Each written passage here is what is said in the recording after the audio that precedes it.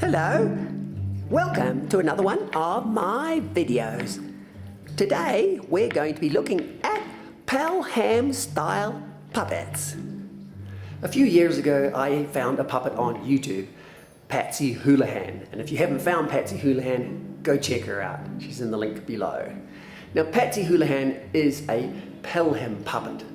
Pelham Puppets were a line of puppets, a company in England that were producing, as long as I've been alive, for way back in the 60s. And now Mr. Pelham has died and the company, I don't think, is producing anymore. So those puppets, which were usually string puppets, are now collection items. They produced about 9 million of these for the toy market around the world. And one of the lines they did were ventriloquist puppets. Now, someone very kindly sent me this puppet here. He's quite spectacular, really, because he's a collector's item, and he has quite a history, actually. He went from England to the United States, from the States to Peru, and he lived for a few decades in Peru before going back to the States, retiring in Seattle, and then from Seattle to Texas, and from Texas down here to Colombia, back in South America again. So he's had quite a history. Now these Pelham puppets have this little mouth that works with a mechanism. They're made of a kind of plastic, I think from what I found out on the internet, was a gelatin with a powder in it to make this. And they were molded, so they're very pulido, what do you call that? Very precise. So I thought I'd make a replica of these puppets, and so I went through a process and managed to do this sort of replica here, and oops, here's another one, so that I could also do a few of them. So I thought I'd go through the technique or the process that I went through to take the mold of this and to come up with this final thing. This is paper mache, and I'll show you how to do that. First, we'll take the replica without damaging our precious heirloom type collector's item. Now obviously I couldn't damage the puppet at all. I could not take off the hair or anything. I couldn't use plaster nor gelatine, so how was I going to take a mold of that? Well, I resorted to paper mache. I put some paper on without any glue to start with, so that no glue will touch the puppet's skin at all.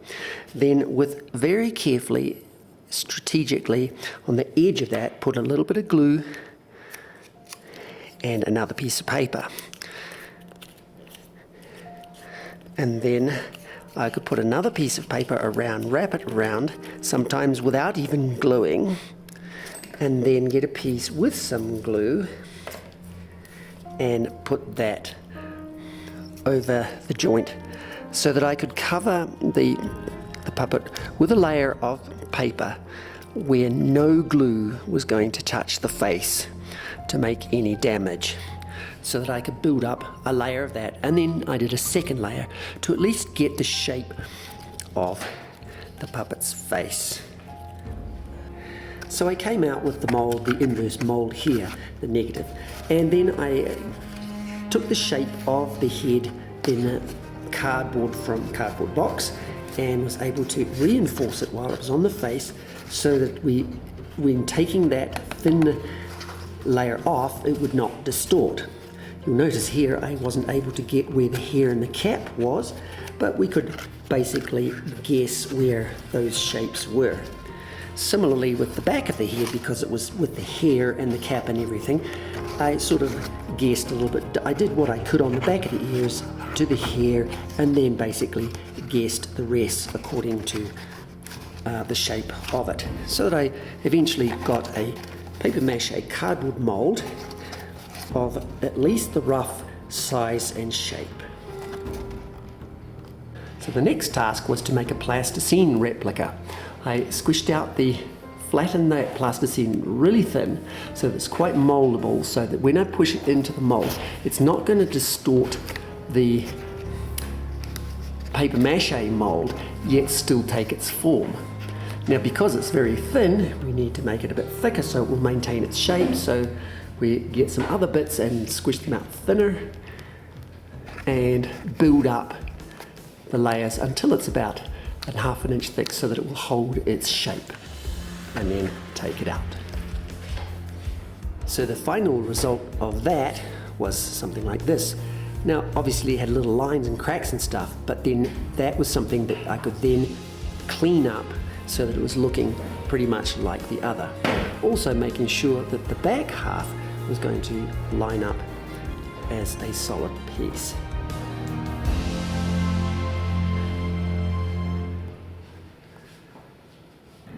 Next was to take the plaster mold of that, and I've painted it just to protect a little bit more so that we get the negative of that in there. Took the plaster mold, and there we have it. And the same with the back. Now the next step is to take some paper, your old receipts and brochures that come through the door, and liquidate them.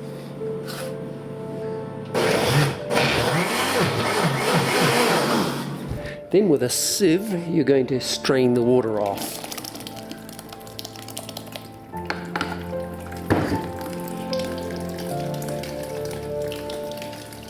Now, having lubricated or sealed this with some petroleum jelly, oil, wax, grease, whatever, sealant, so that won't stick, I'm going to get that stuff and put some in there.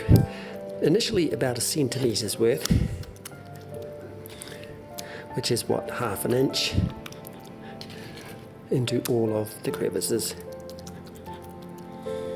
Then I'm going to get an old rag, an absorbent one, and then absorb a whole bunch of that water that's in there, compressing it to the side without displacing it.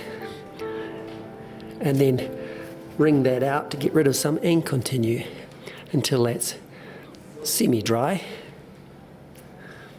Now, if you have any doubts about the strength of it or removing it from the mold, it's a good idea to put some threads on there. Just lay them in, and then next layer put some more on top to secure them there. Now as this dries, it will shrink quite a bit and become a lot thinner, so I want to build up a bit more. Now while it's still damp, you can keep adding layers until you've got the thickness that you want. And the thickness that I want is basically maybe this thick, well, depending on your model, of course. Now, I'm using no glue, but because of the pulp itself, just like an egg carton, when it's wet and as it dries out, the fibers will bind together if it's nicely compressed. Now you notice there's water still coming out of that. I want to basically absorb it until there's no more water coming out, and it won't compress anymore. Using another cloth so that you can now mold it and shape it to the thickness, and hopefully nicely compressed with no give in it and no water seeping, and that will give you quite a solid egg carton strength shell.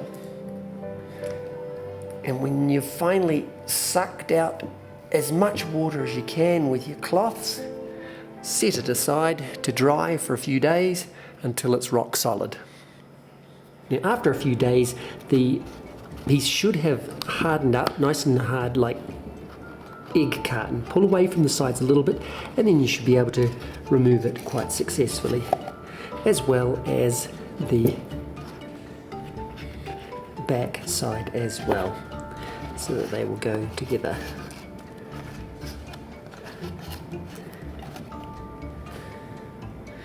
So now I'm just going to take some wood glue or some PVA and glue the two halves together. Any gaps can be plugged with a little bit of paper mache,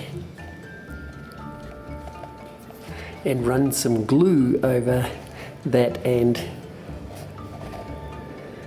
spatula it down so it fills the crack with the excess joint.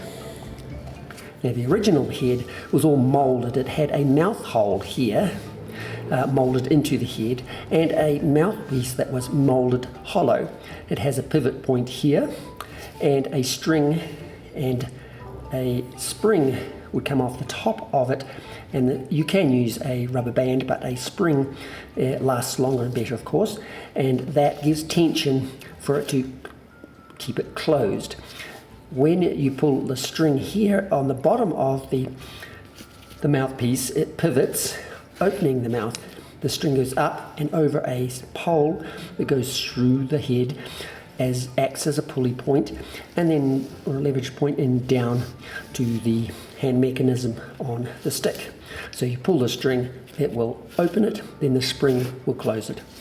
We don't have those materials, so we're going to make a mouth box out of ply, thin 3-ply, and the mouth out of a piece of wood, and the rest will do the strings. But first we'll put this pole through the head as the pivot point. So I'm going to take a dowel, nicely sanded smooth so it doesn't wear the string through when it's pulled. Make a hole just above the ear on the joint and pass it through to a hole on the opposite side just above the ear. Now in this case I'm going to use a piece of wood about 2 inches wide by 1, and it's going to go in there and be like the mouth, but it's going to be a bit shorter. So that means that the box will have to be more or less a little bit like that wide, and the sides will be roughly that wide by that deep. Now the sides are going to have a pivot point, and therefore it's going to pivot there and be sort of triangular like that. Now the mouth box will also have a little bit of a curve of the mouth there, of the face line.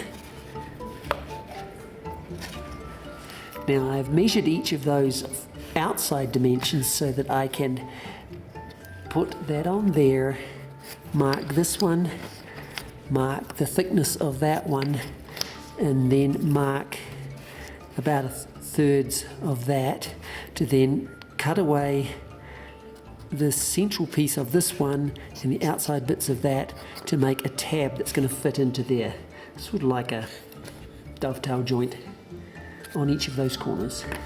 And with a knife or a chisel you can cut that out.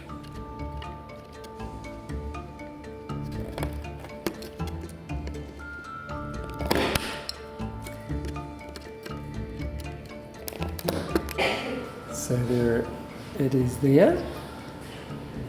The mouth block, I'm going to do a hinge hole, drilling in from both sides of the block, this side and from the other, to go right through. So a hinge wire can go right through. Now I'll do the 2 hinge holes on each side of the box. So there it is, moving within the box, and now I need to cut it off around that profile and sideways, and rasp it round. So I've rasped it around and filed it a bit to make it look a little bit like a lip. I'm going to make a hole through here just slightly forward of the axle hole.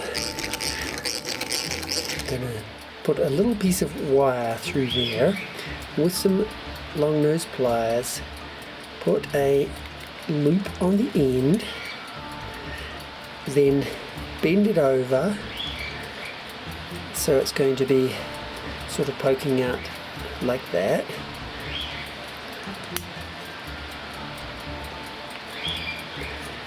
Then on the other side, another one, cut it off first.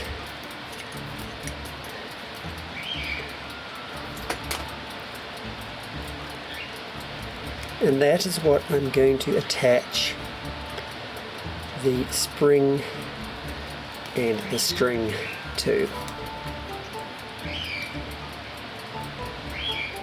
So the spring is going to go on here and continually hold it shut, and the other one, the string, will pull up to open it. So when the mouth box is installed here, and if anything goes wrong, like you need to replace the string or the spring or anything, you'll have access through the back here to those two hooks. You'll have one for the string and the front, this other one for the spring. So hopefully you'll have access through the back of the head here. So I have attached my spring, and if you need a piece of string or something to then, and a hook or something to attach it to the back there to give it enough spring, and the string goes up and over this pole here and down. It'll go down through the neck, and it should work fine like that. I will trim those off and just glue them in place. I will also glue around here and fill with mache just to smooth that off. For the neck, I'm going to get a broom handle and put a hole down the center but on a diagonal so it comes out somewhere down here. I could leave that just as it is and feed the string through, but I like to line it with a tube, a piece of polythene tube, or in this case a plastic straw, just so that the string slips through without chafing. Hook the string through with a piece of wire.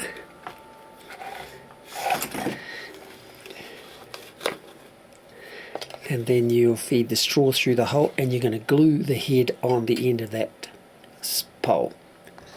It pays to use little strips of paper to glue and mache that neck onto the head, just to make sure it doesn't break off.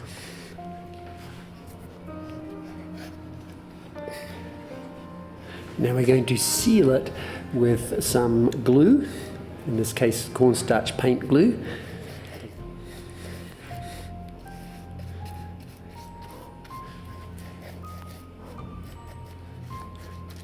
Then we're going to be doing a lot of sanding and painting. Lots of coats of paint, lots of sanding, depending on how smooth and shiny you want it.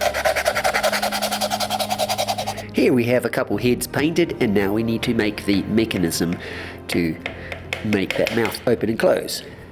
On the pole below, drilled a hole through and made a coat hanger wire lever with the string attached to it, so that when that is pulled down, makes the mouth work.